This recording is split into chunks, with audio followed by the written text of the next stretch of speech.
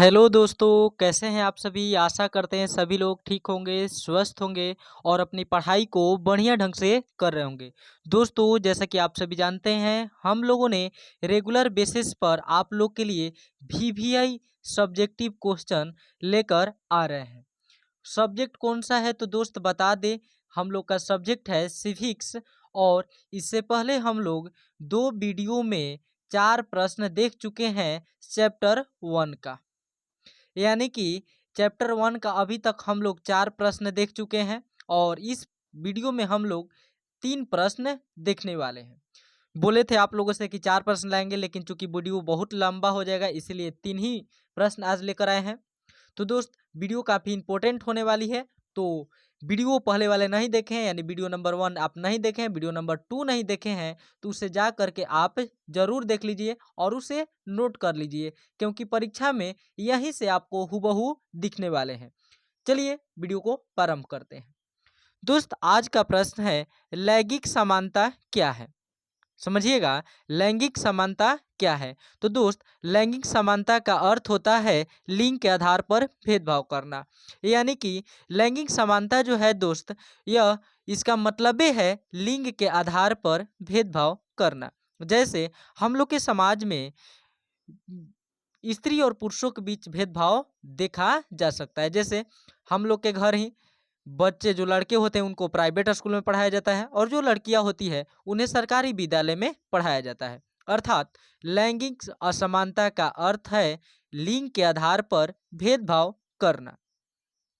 अर्थात हमारे समाज में लिंग के आधार पर स्त्रियों और पुरुषों के बीच जो असमानता पाई जाती है लैंगिक असमानता कहलाती है।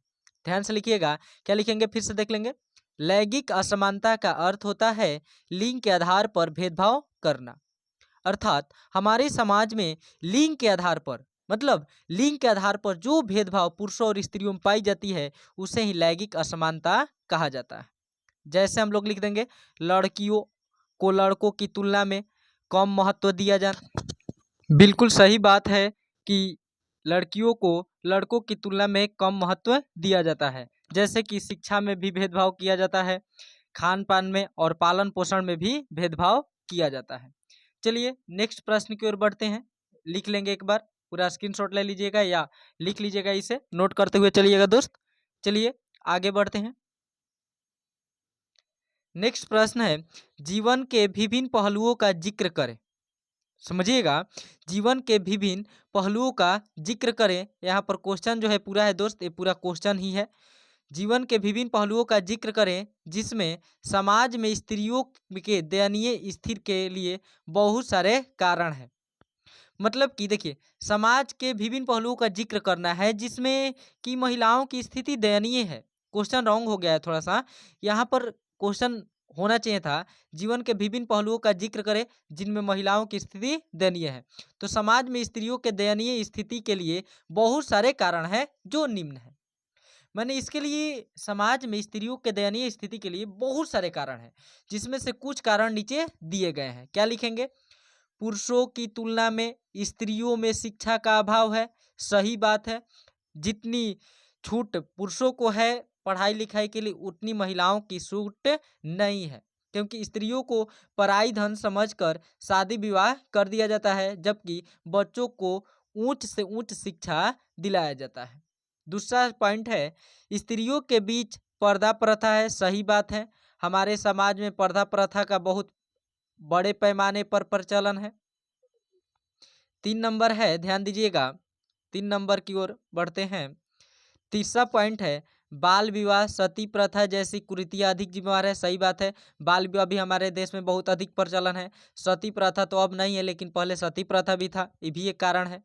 नेक्स्ट, दहेज प्रथा इसके लिए अधिक जिम्मेवार है। सही बात है, यानी कि दहेज प्रथा भी इसके लिए बहुत बड़ी जिम्मेदार है।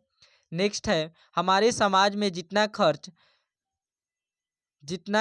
ध्यान से बच्चों पर किया जाता है उतना खर्च बच्चियों के लिए नहीं किया जाता है। सही बात है, हमारे समाज में जितनी पढ़ाई में बच्चे के ऊपर खर्च किया जाता है एक बच्ची के ऊपर कभी भी नहीं किया जाता है, जो ये भेदभाव का कारण है। दोस्त लिखते हुए एकदम चलिएगा, एकदम लिखते हुए चलिएगा ताकि आप परीक्षा में बेटर स्कोर कर सके।